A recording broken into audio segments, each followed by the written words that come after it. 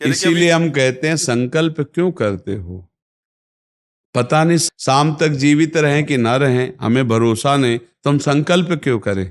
भाई मैं ये करूंगा, ये संकल्प तो वो करे जिसको कल का भरोसा हो। अपने लोग तो ऐसे मृत्यु लोक में है कि अगले सेकंड का भरोसा नहीं।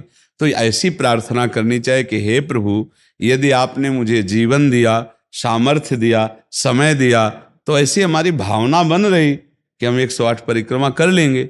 और अगर नहीं समय, नहीं शरीर सामर्थ्य रही, तो हम एक को नहीं करेंगे, तो कोई अपराध नहीं लगेगा। अगर संकल्प ले लिया कि अब 108 करेंगी, तो अब करना चाहिए। फिर देखो, संकल्प पूरा करना चाहिए। तो अभी इस जान तो शरीर में है ही, तो संकल्प के लिए फिर उसी कार्य में लगा जाता है। पर हम सबसे प्रार्थना करते हैं संकल्प ना लिया जाए। कभी कोई अगर नियम लेने की बात हो तो ये जरूर छूट दे दे कि हे प्रभु, यदि हमारा स्वास्थ्य ठीक रहा, हमारा जीवन रहा, तो हम आपके ऐसा कर लेंगे। और अगर नहीं रहा तो आपने कोई संकल्प किया नहीं, तो पाप नहीं लगेगा। ऐसे थोड़ा अपराध बनने की होती है कि 108 की। महाराज जी वो तब होता है जैसे कोई डील करते हैं ना, गोवर्धन महाराज मेरे पुत्र का नौकरी लग जाए, मैं 100 परिक्रमा करूंगी, तब जाके थोड़ा सा ऐसा ज्यादातर होता होगा। हाँ ऐसे पर भक्ति मिले ऐसा हाँ, तो कम ही होता है। हाँ तो करना चाहिए, फिर हमें लगता है करना चाहिए। पर अगर समय के पधार गया तो फिर कैसे कर पाएगा? मृत्यु लोक है और मरण धर्मा शरीर है, तो मुझे तो भरोसा 1 मिनट का नहीं है अपने शरीर का कि 1 मिनट ही अगला जिएगा कि नहीं जिएगा। इसीलिए संकल्प विकल्प करने का अधिकार ही नहीं है। पता नहीं शाम तक जिएंगे क्यों भाई, पक्का है किसी को? अब पता नहीं शाम तक जिएंगे कि नहीं, तो हम क्या संकल्प करें? हमें तो यही कि प्रभु जैसे चलावे वैसे चल रहे। परिक्रमा करवा दिया, परिक्रमा करने बैठे बैठे राधा राधा जप रहे, मांग के खा लिया, भगवान के भरोसे बाबा जी। ऐसे गृहस्थी में अपने धर्म कर्म किए, जब समय मिला तो परिक्रमा कर गए। अच्छा, प्रार्थना करना स्वामी से कोई गलत बात नहीं कि हमारे बच्चे की नौकरी लग जाए, हमारा काम बन जाए, जरूर करो। भगवान से नहीं करोगे तो किससे करोगे? करना चाहिए। पर ये करके कि हमारी कामना पूर्ण कर दो, हम इतना करेंगे, फिर बंधन हो जाएगा। हम इतना क्यों करें, तुम्हारी परिक्रमा करेंगे तो हमारा काम पूर्ण। स्वार्थी हो क्या? हमारे पिता हो, हमारे स्वामी हो, हमारी जरूरत है, मांग रहे कि प्रभु हमें एक संतान दे दो, हम आपको कुछ करेंगे। ये हम में बस नहीं, हमारे पास तो जो कुछ दिया हुआ सब आपका है नाथ। स्वाभाविक 108 परिक्रमा लग जाए, कोई बात नहीं। संकल्प मत करो, मांग जरूर लो, तुम्हें मांगना है। और छूट दे दो कि प्रभु यदि उचित हो तो ऐसा करना, अगर उचित ना हो तो प्रभु लाख बार मांगो तो भी पूरा मत करना। ये भक्तों की मांगे होती हैं, ये सत्संगियों की मांगे होती है कि नाथ मेरी आवश्यकता तो है, पर अगर आपको उचित लगे तो आप दे देना, और अगर उचित ना लगे तो मेरे मांगने पर भी आप ना देना। ये जब ये बात बनी रहती है कि जितना नाम जप होना चाहिए उतना नहीं होता, उतना, ये बात तो हमारे में भी है। इतनी पीड़ा तो हमको भी बनी रहती है कि जितना होना चाहिए उतना नहीं होता। इतनी पीड़ा हम अपने गुरुदेव भगवान में भी देखी। एक दिन उन्होंने कहा क्या बताएं, जीवन निकल गया, छक के नाम जपने को नहीं हुआ, रात दिन मंत्र में नाम में लगे गए, रात दिन 10 वर्ष समीप रह के सेवा में रहे। तो देख, बोले क्या बताऊं, पूरी जिंदगी निकल गई, छक के नाम जपले को नहीं मिला।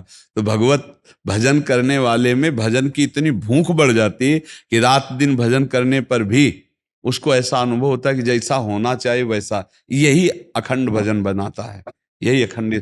पर इस अखंड भजन होते हुए भी रोना आएगा कि प्रभु मुझे भजन करने की रुचि दे दो। यही भजन, असली भजन का ही फल है। भजन करते हुए भजन की इतनी भूख होना कि भगवान से भजन ही मांगना कि प्रभु मुझे भजन करते। अभी वो भजन नहीं होता जैसा प्रेम से होना चाहिए। हर एक महात्मा को, हर एक भजनानंदी को अनुभव होगा। और ये अगर हुआ तो भजन अखंड होने लगेगा। क्योंकि हम जिसकी पीड़ा महसूस करते हैं उसको हम भूलना कैसे बर्दाश्त कर पाएंगे? तभी वो अखंड स्मृति कर पाता है। और जो संतुष्ट हो जाता है भजन में, वो भजनानंदी नहीं होता। जो भजन में असंतुष्ट और भोगों में संतुष्ट रहता है वही भजनानंदी कहा जाता है। अपनी बात कहते हैं, मुझे तो गुरुदेव ने संभाला, नहीं तो साधन भजन हो रहा था, पर वो अहंकार जनित था। जब गुरुदेव ने कृपा करी तो हमारे अहंकार को चकनाचूर हुआ। तब ये बात समझ में आई कि गुरु कृपा से मोक्ष मूलम गुरु कृपा। गुरुदेव भगवान साक्षात करुणामय प्रियालाल के स्वरूप हैं। वो जब कृपा करते हैं तो अहंकार नष्ट हो जाता है, और अहंकार नष्ट होते ही दैन्यता आ जाती है। और प्रियालाल को दैन्यता बहुत प्रिय है, और वो दैन्यता कृपा से ही आएगी। और गुरु के चरणों में आसक्त रहो। देखो, हम आपको गुरु महिमा की एक बात बता दें। जब हम कोरा कागज होकर गुरुदेव के चरणों में समर्पित होते हैं, तभी हमारी हृदय में लिखा पढ़ी सही होती है। हम लोग क्या होते हैं, पूरा कागज रंगे हुए पहुंचते हैं और अपनी बुद्धि लड़ाते हैं गुरुजनों पर, इसीलिए हमारा काम बन नहीं पाता। यदि हम बच्चा बन के गुरु के चरणों में जाएं, जैसा बोले वो और वैसा करने लगे, तो गुरु को भी पता नहीं चलेगा। ऐसे शिष्य की उन्नति हो जाएगी अध्यात्म की, क्योंकि उसने उनको भगवान माना है। देखो, एक हम प्रसंग कई बार सुना चुके हैं। एक उड़िया बाबा ने सुनाया था प्रसंग कि एक बंगाल के भगत के मन में आया कि मैं गुरु बनाऊं। तो एक प्रसिद्ध थे काली के उपासक, उनके पास गए, और वो मदिरा पीते थे, वो जानते नहीं थे। वो मदिरा पिए हुए बैठे हुए थे। उन्होंने कहा, गुरुदेव, मैं आपको गुरु रूप से वरण करता हूं, मुझे मंत्र दे दो। तो शराब के नशे में लड़खड़ाते हुए मंत्र बोले, तो अशुद्ध मंत्र और अशुद्ध अवस्था, पर वो सीधा सरल भक्त भगवान मान के गुरु की छवि लेके पूजा में रख के और मंत्रानुष्ठान, अशुद्ध मंत्र। 1 साल ही हुआ कि माँ भद्रकाली प्रकट हो गई, काली, और उनका बेटा, तेरा गुरु ढोंगी है। तो उन्होंने कहा, माँ, पहली बात तो आप गुरु को ऐसा ना बोले, गुरु हमारे परब्रह्म है, आप ऐसा ना बोले। बोले, बेटा तू बहुत सरल है, जानता नहीं, वो शराब पीता है, और जो मंत्र दिया ना वो अशुद्ध है। माँ ने कहा। तो उनका, माँ, अब तो और विश्वास आपकी बात पे नहीं रहा। अगर गुरु ने अशुद्ध मंत्र दिया होता तो तुम 1 साल में आ गई, कैसे आ गई? बोले, बताने आई हूं कि मंत्र अशुद्ध है। तो उनका, माँ, मैं अपने गुरु निष्ठा और गुरु मंत्र को नहीं छोड़ सकता, आप जाओ। तो उनका बेटा, मैं तुम्हारी गुरु भक्ति पे प्रसन्न हुई, और आज से मेरे सिद्ध करने का मंत्र यही होगा जो अशुद्ध मंत्र। ऐसा गुरु भाव किया जाता है। गुरु को परब्रह्म साक्षात माना जाता है। परब्रह्म में दोष दर्शन नहीं होते, दोष हमारी बुद्धि का है। अगर बुद्धि का दोष निकाल दे तो देखो, मत्ता परतरम नान्यत किंचिदस्ति धनंजय, भगवान कह रहे मेरे सिवा कोई और है नहीं। फिर हम गुरु को दोष दर्शन में देखें, कहीं ना कहीं हमसे त्रुटि हो रही। हमें घोर पापी में भी भगवान देखना है, तो गुरु में भगवान देखने में क्या बात है? विचार करके देखिए। जब हम गुरु में भगवान देखते हैं तो अपना समर्पण करते हैं, और जब वो हमारे साथ उल्टा व्यवहार करते हैं और हम सह जाते हैं तो हमारा अहंकार नष्ट हो जाता है। वहीं वहीं रहकर उसको चोट पहुंचने दो अहंकार को, और अहंकार जब मिटिया मिट हो गया, तब कृपा उदय हुई, तब समझ में आया को हो साक्षात परब्रह्म गुरुदेव हैं। गुरुर् ब्रह्मा गुरुर् विष्णु गुरुर्देव महेश्वरा, गुरु साक्षात परब्रह्म तस्मै श्री गुरु। गुरु में भगवान बुद्धि करना बहुत कठिन बात है, सबसे कठिन बात विश्व में, समझ लो। गुरु में परब्रह्म बुद्धि करना, और गुरु में परब्रह्म बुद्धि नहीं तो कुछ भी कर ले, अहंकार नष्ट नहीं होगा। यह खुली बात कह रहे। गुरु ही एक वो खिलाड़ी हैं जो हमारे अहंकार को मिटिया मेट कर दे सकते हैं, दूसरा नहीं, दूसरा नहीं। इसीलिए ध्यान मूलम गुरु मूर्ति, पूजा मूलम गुरु पदम, मंत्र मूलम गुरु वाक्यम, मोक्ष मूलम। गुरु का चरणामृत पियो, गुरु की चरण रज लगाओ, और गुरु के आगे एक तुच्छ सेवक की तरह रहो, अभी दैन्यता आ जाएगी। अगर गुरु में दोष दर्शन होने लगे तो हट जाना चाहिए, और दूर से उनको परब्रह्म मान के बिना निंदा किए उनके द्वारा बताई हुई उपासना में रत हो जाए तो उसका परम कल्याण हो जाएगा। दूसरा गुरु बनाने की जरूरत नहीं है। परमात्मा प्राप्ति के लिए गुरु कृपा ही। हम तो आपको हाथ उठा के कहते हैं कि गुरुदेव की कृपा के बिना एक कदम नहीं चल सकते, एक कदम भी नहीं चल सकते। हम जैसे भूमि में ही कदम रख सकते हैं, ऐसे हम जीवित हैं, परमार्थ में चल रहे हैं तो केवल अपने गुरुदेव की कृपा से चल रहे हैं, किंचन मात्र कुछ नहीं। केवल वो ऐसे पकड़े हुए हैं तो हम चल रहे हैं, अगर वो ऐसे छोड़ दें तो धम्म से गिर जाए। गुरु कृपा ही केवल, हम गुरु कृपा है। वो दैन्यता गुरु कृपा से आती। महाराज जी, धन्य भाग है आपकी कि आप दैन्यता चाहते हैं। हाँ, परम कृपा है वैष्णव आचार्यों की। बस चुपचाप चलते रहिए, किसी की निंदा मत करना और किसी के दोष दर्शन मत करना, बस इसी से दैन्यता आ जाएगी। और दैन्यता में रोना आता है, जैसे अब आपका है, दैन्यता में रोना आता है कि मुझ जैसे अधम पर इतनी कृपा श्री कृष्ण की, महाप्रभु की, गुरु की, तो वो हृदय निर्मल होता चला जाता है। जब रुदन होता है ना प्रभु के, उसमें इससे ज्यादा और किसी तीर्थ में नहीं पवित्रता है जितनी रुदन में पवित्रता है। हाँ, रुदु सुश्रम राजन कृष्ण दर्शन लालसा, जब अपने प्यारे प्रभु के लिए रोना आता है तो हृदय निर्मल, तार तार निर्मल हो जाता है। और कबीर दास जी कहते हैं कि बिन रोए किन पाइया प्रेम प्यारा मीत, कबीरा हंसना छोड़ दे रोने से कर प्रीत, बिन रोए किन पाइया प्रेम प्यारा मीत। पर भगवान की 3 प्रकार की लीला है, एक है सृजन और एक है पालन और एक है संहार, और तीनों लीलाएं होंगी, पक्का होंगी। जैसे सृजन जरूरी है, पालन जरूरी है, ऐसे विनाश भी जरूरी है। तो देखो, इस शरीर को कहा गया विनाशी और इस लोक को कहा गया मृत्यु लोक।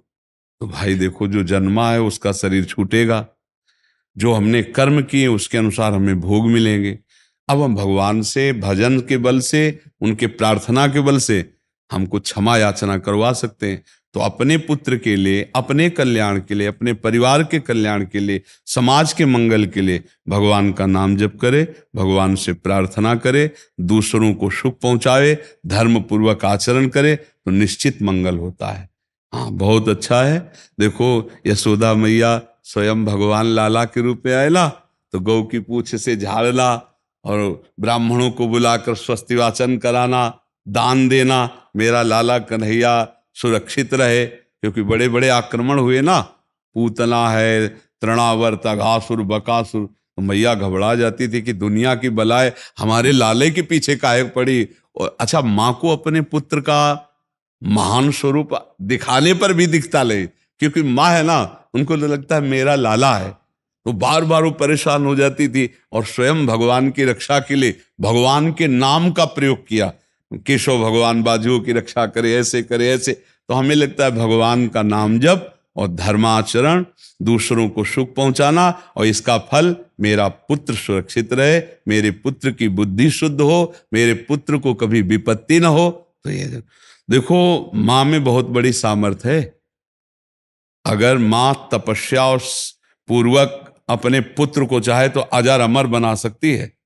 मंदालसा माँ ने यही कहा था, मेरे गर्भ में जो जीव आएगा उसे भगवान से मिला के रखूंगी, उसे भगवत प्राप्ति, और ऐसा ही किया।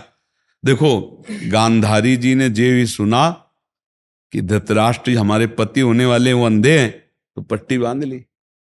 जब ये समय आया कि अब युद्ध होगा ही पक्का, तब गांधारी जी ने कहा, बेटा मैं तुम्हें बहुत प्यार करती हूं, तुम मेरा बेटा है, पर भीम के सहयोगी श्री कृष्ण तू मारा जाएगा, इसलिए जा, तू नग्न होकर मेरे सामने आ जा, मैं पट्टी खोलती हूं, तेरा शरीर वज्र का हो जाएगा, मृत्यु ही नहीं होगी तेरी।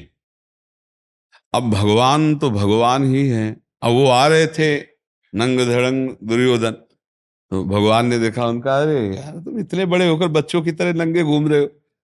तो उनका माँ ने कहा है, बच्चे हो, कम से कम कमर तो ढक लो इतना। ओ ऐसे पत्ता लगा के ऐसे, गांधारी ने जी ही आंख खोले ऐसे दे, उनका ये पत्ता क्यों लगा लिया? उनका, माँ तुम्हारे सामने नंगा कैसे आऊं? अरे उनका, धोखा कर दिया तूने, अब जितनी दृष्टि मेरी पड़ गई, तेरा शरीर वज्र का हो गया, गदा या किसी भी प्रहार से नष्ट नहीं होगा, लेकिन तू कमर से मारा जाएगा, यही से कमजोर हो गया। क्योंकि और भगवान अपने भक्त का प्रण पूरा करवाने के लिए जब द्रौपदी को दिगंबर करा रहा था ना, ये सभा में लाभ जंगा ठोक रहा था, तो भीम ने यही प्रण किया था, इसी जंगा को तोड़ूंगा। अगर भगवान भक्त की वचन रक्षा ना करते और वो पूरा वज्र का शरीर हो जाता तो तोड़ नहीं पाते, इसीलिए भगवान ने। तो माँ में कितनी सामर्थ्य है, आप देखो, अधर्म युक्त चल रहा है लेकिन मेरा बच्चा सुरक्षित रहे, आंख की पट्टी खोली, पतिव्रता, तो वज्र का शरीर कर दिया। तो आप अपने पुत्र को अजर अमर अविनाशी बना सकते हैं साधना और भजन के प्रभाव से। नाम से परम गति होती है। राधा नाम का एक हमने पद सुनाया था, अगर सत्संगी जन होंगे, रोज सत्संग सुनते होंगे, सुनो, राधा नाम है जीवन हमारा, राधा नाम प्राण आधार है। ये पूरा पद, राधा नाम ही हमें प्रेम में निकुंज में पहुंचाएगा। आखिरी पंक्ति है, निकुंज तक पहुंचा देगा ये राधा नाम। तुम्हें चिंता नहीं करनी। राधा वल्लभ श्री हरिवंश जपो या राधा राधा जपो,